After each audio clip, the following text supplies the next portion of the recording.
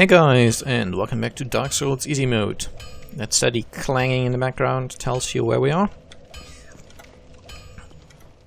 And I'm going to show you two items you can get at this point. Two rings rather, or two rings to be specific, which are very nice. By the way, I didn't make sure to go into this quite properly. Basically, if you're standing right here, you can spam magic. Might be that lightning miracles also work, but magic is definitely more accessible. He can't hit me, he's not going to do anything else, and if I had soul arrows or the like, I could snipe this demon quite safely. I will eventually also kill him in melee, but not quite yet. And generally speaking, he's quite powerful, so be a little careful when engaging him. But what we're actually going for is... I forgot to rest at that bonfire. I'll have to run back.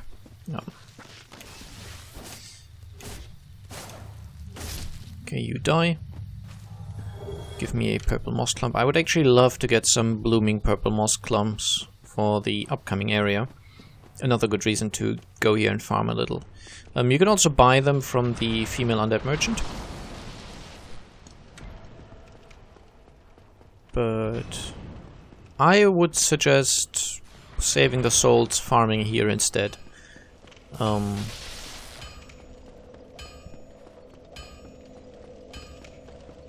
not sure if I rested here, and I definitely want to have rested here because the enemy which we're going to fight for one of the rings is not an easy enemy. Chances are I'll die against it.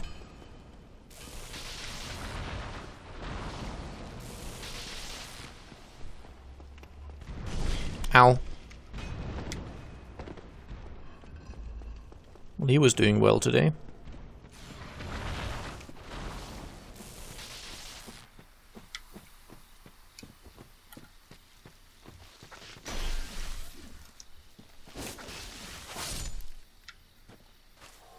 Luckily, there's a blooming one. Let's get rid of those two things on the quick bar. And actually, I'll probably just take a sip. I mean, the Ring of the Evil Eye would eventually heal me, but I don't like running around with such low HP.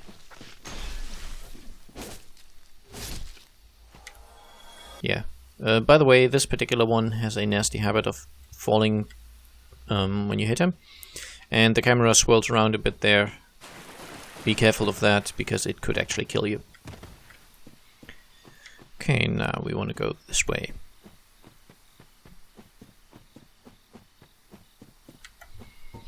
I'm actually going to try out combustion against this next enemy, which is... It's not a dangerous enemy at all, it's one of the crystal lizards. I've just always meleeed at them. I've never actually used magic or anything. Well, I've used magic, I've never used pyromancy. It's alright. Another titanite chunk and some twinkling titanite, nice.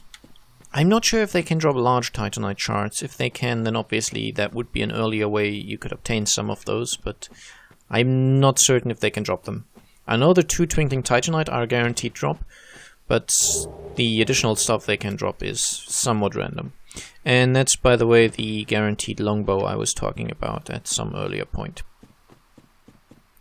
I'm actually thinking I'll not get the bonfire in there. Maybe to get you a sense of where we are in the world?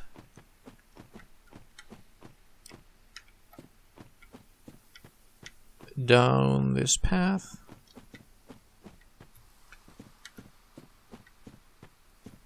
Right there, that corpse is where we got the Grass Crest shield, and this is the tunnel we came through to get it, including the bonfire that's in that corridor there.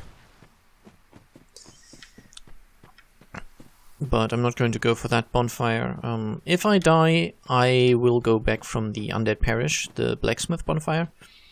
Just because it makes me kill a few more of these, I don't know, demon bush things.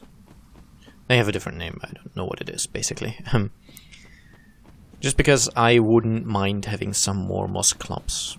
The normal ones I've probably got enough of, there's not much of an issue there, but I would like to have a few more blooming ones. I might farm this. Now, I'll just show you the key that we're going to use. Now, the master key also works for this particular one. But we got the Watchtower basement key after defeating the butterfly on that corpse afterwards, which also had the Divine Ember. And that opens this door. And you want to be really careful, because this guy is here. And he is very strong. You can parry him. But obviously that's a fairly risky strategy. It's a little safer to go for backstabs. It takes longer, but generally speaking, backstabs are a fairly safe way to deal with enemies. Parrying, not so much. It's actually quite easy to parry him. It's not that difficult, but you know, so is backstabbing, and yeah.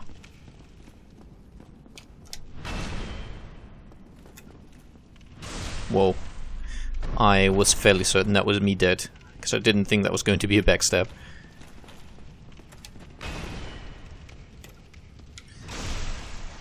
Okay.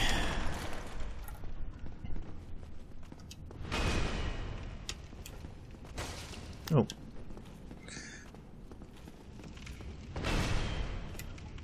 There we go. Another one, 2 more or 3 more maybe. I might still die, by the way.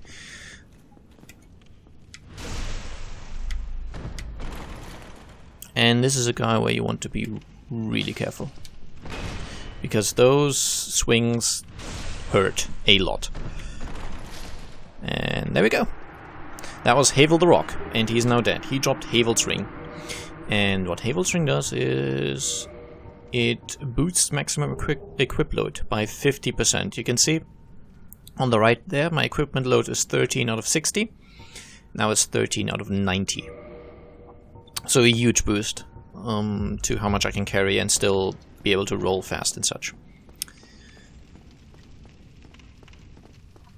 Okay, then the next ring. I actually want to show you a really easy way to get that item. But that requires a weapon which I don't have, which is a rare drop from specific enemies. So I think I'll actually make a cut here. It's a little short for one episode, so I think we'll see each other again in just a moment. And I'm back. It's actually been a while for me. It took longer to farm this thing than I had, well, anticipated. It is a... There we go, Bandit Knife. This drops from the Undead Assassin, Hollow Thief guys. You know the guys that ambush you before Capra Demon. I just went down there and killed them a bunch of times. Which is another thing that you should really keep in mind, that this is an RPG, and so you can make your life easier on occasion by farming stuff. In my case, I just had to farm that thing because I want to show you how you can tackle an upcoming boss, basically. I also got a bunch of souls, and I will use them to just ascend the Pyroflame to 7. 7 should be feasible, yep. It gets quite expensive, but it's worth it. And as I said, it's the only way to improve the damage that thing does. But for now, I will... well, show you what I meant to show you. These guys, by the way, are not really relevant to me. If you're playing a Faith build, they might be, but I'm not. And again, this is not meant to be a... ugh, darn. Silly me. This is not meant to be a video guide on how to get all the items and all the miracles or any of that stuff. It's meant to show you a very basic build that can tackle, or how to deal with anything that this game throws at you with a very basic build. Okay, so as the elevator ascends, you want to move off right here. And then you can do a jump here. What you can also do is, as long as you're fast rolling, just roll off this edge, and you will land on this buttress thing. And then you roll off onto this roof and grab the Undead Asylum F2 West key, and then you just roll back. And in this case, don't roll properly, So you have to start over. Oh well.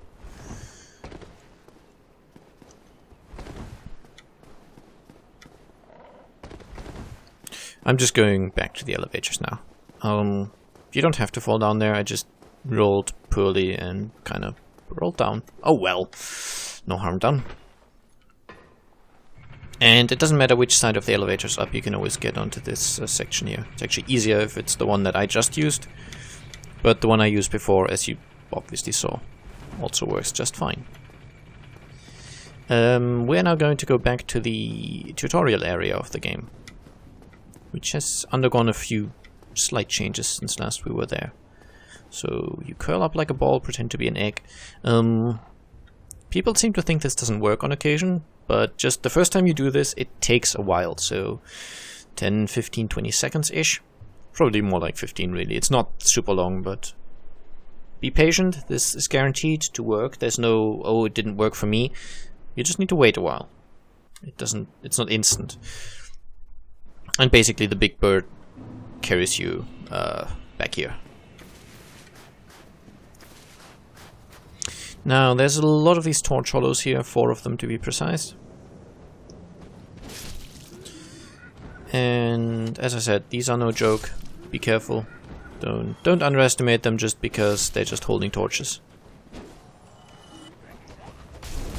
Whoa. I mean...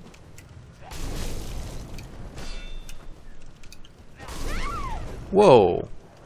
That was my controller messing up. Okay. Yeah, be careful. they can dish out a lot of damage. That would have been fine. My controller randomly decided not to take my R1 input. Don't know why. It's an Xbox controller. They are. They did a lot of good for gaming in general, in the sense that they work incredibly well on PC. Not necessarily from a hardware point of view as such, but you just plug them in, Windows recognizes an Xbox controller, and that's it. So it's very, very easy, even for indie developers, to make their games with controller support, because the Xbox controller is so easy to use. And that's what I mean. It has done a lot of good for gaming in the sense that it has really allowed a lot of games to flourish on PC that might otherwise not have, because they are kind of controller based. And yeah, unblocked, these torches do a lot of damage, as you've seen, so perhaps this will prove my point that these are not to be taken lightly. I mean, it would have been fine, the controller just didn't want me to attack apparently. Yeah, in this room, go around, don't go straight to the center. I know it's tempting, but don't do it. You'll see why in a moment.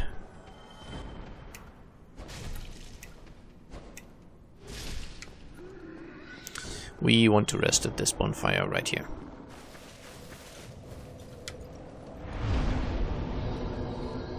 Okay, now before I go on, I will go right here. Remember this room? I'm sure you do. Remember this guy? I'm also sure you do. Come on. There we go. I just wanted to get a parry. You can also go for backstabs. Slightly trickier because he's fairly fast.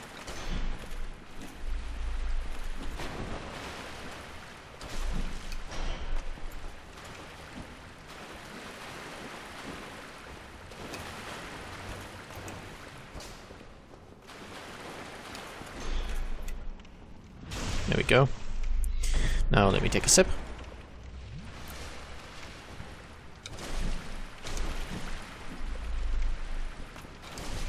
Ow! Fine, have it your way. I do not have the parry timing for this guy down, as you can tell. But yeah, he's not more difficult than the Black Knights, for example. He has a fair amount of health, but he doesn't do that much damage. And he drops the Crest Shield, which is quite good for the upcoming encounter. By the way, this boulder trap is reset. Ah, didn't run down far enough. Oh well.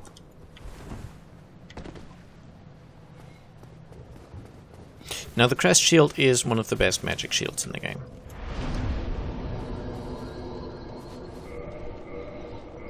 It will block 80% magic damage, which is nice. And it's quite light. I'm just losing out on the stamina regeneration bonus, but that's okay for the moment. And I will also switch to... Actually, no, I'll deal with these two guys here first. There is a shield which blocks more magic damage, but I believe that counts as a great shield, so you can't parry with it, whereas this is a... What's it called? I'll check what exactly the shields are called.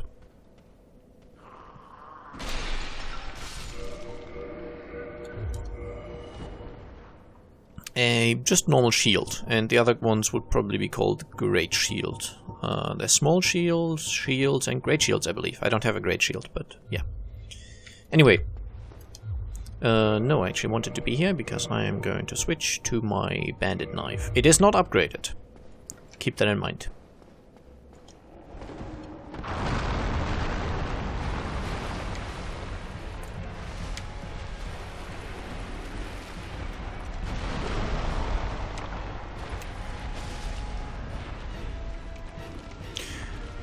And now I know what you're thinking. You just did 8 damage to that guy. There's no way you can kill him. Well, wait and see.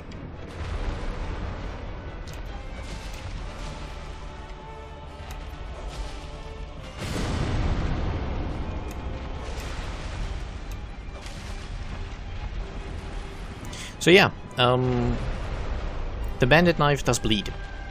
And bleed is percentage-based damage, so essentially once the bleed meter on you or an enemy has filled up, you just instantly do some percentage of their maximum HP as damage. Now most bosses, or a lot of bosses, are completely immune to bleeding, most of them are very resilient. This guy here is not. So as you might be able to see, I hit him 4 times with it, and suddenly he takes a ton of damage because the bleed build-up basically, his bleed bar is full, and then he just takes a huge deal of damage in a single chunk. So the actual attack damage on this knife is obviously laughable against this boss, especially unupgraded and with a low dexterity stat such as mine. But the bleeding more than makes up for it, so...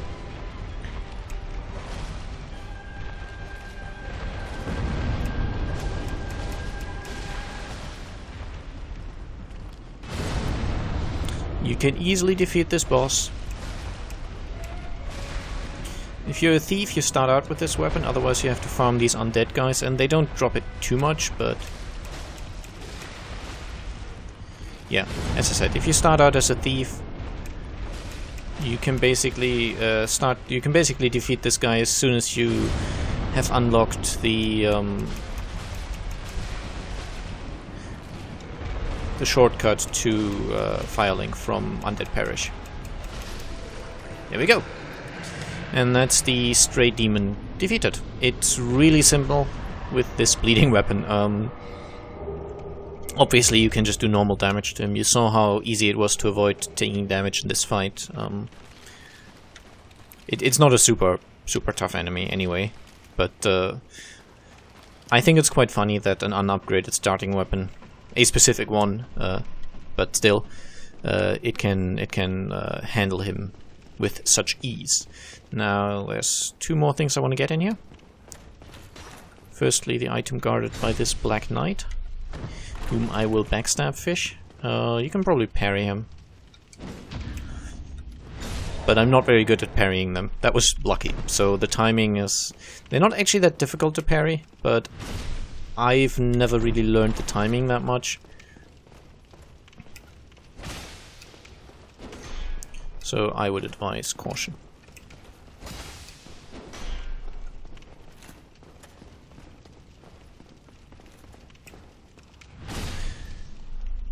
Of course, you can practice parrying them here because you're fairly close to a bonfire and there's not much else here that can really harm you. Okay, I got another Black Knight sword. Right here in this cell, which, if you remember, was your starting cell, you get a peculiar doll. And the use for that will come very much later in the game. So still a long way away from where we currently are.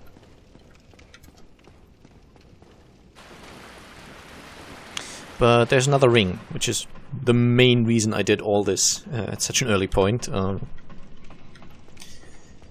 But as you see, with the equipment I currently have available to me, I was well capable of tackling this area. So if you're basically at the same point as I am, upgrade-wise, you're strong enough to handle this place. This is a +5 longsword. I probably want to go back to my Grasscrest shield. None of my other armor is upgraded, so really it's fairly basic stuff I'm using here, but it's sufficient. This is not really a tough area. If you're struggling with the Black Knights, you can always just avoid them. I mean, you can run past that first one and just get the peculiar doll. And if you want to kill them, you can come back later. Okay. This longsword guy is now accompanied by a spear dude. But spear dudes are easy. You can wait for them to attack. Parry. Riposte. And they're dead.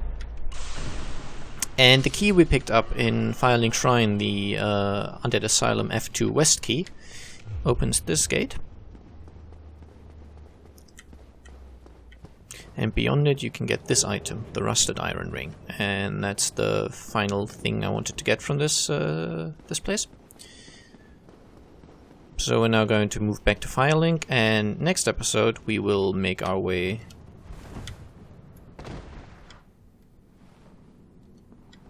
Take a sip. Next episode we will make our way to...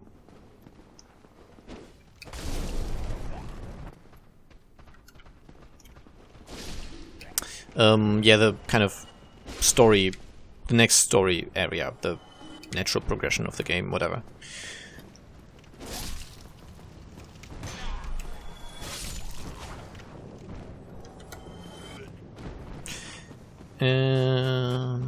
Yeah, I'll show you what the Rusted Iron Ring does when we get to it.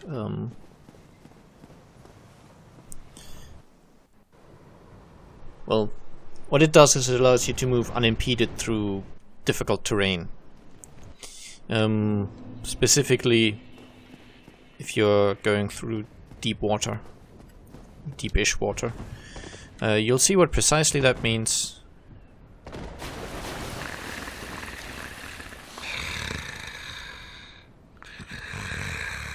There you go. That was fun. Something snoring here. You'll see what precisely that means soonish. Probably next episode. Maybe the one afterwards. But yeah, I personally would always suggest getting both Havel's Ring and this ring, the Rusted Iron Ring, before heading any further down. Just because you are now strong enough to get them, and they are very helpful. Oh, hello. Oh, as all. And we have enough souls now to get probably 2 more Pyromancy Ascensions. Indeed so. And can we purchase something? I guess we can, so let's get Fire Orb and Fireball. Iron Flesh and Flash Sweat are not so useful. Iron Flesh used to be. It makes you slower but gives you incredibly good defense, but it was nerfed, so it used to make you almost invincible. It was very, very powerful.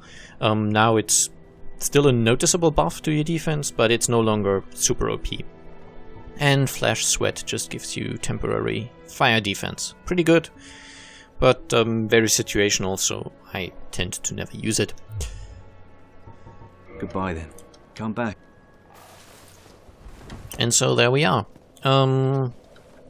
Next episode I'll probably meet you down in the depth at the bonfire, or after the Gaping Dragon boss fight, and we'll see how we can progress from there.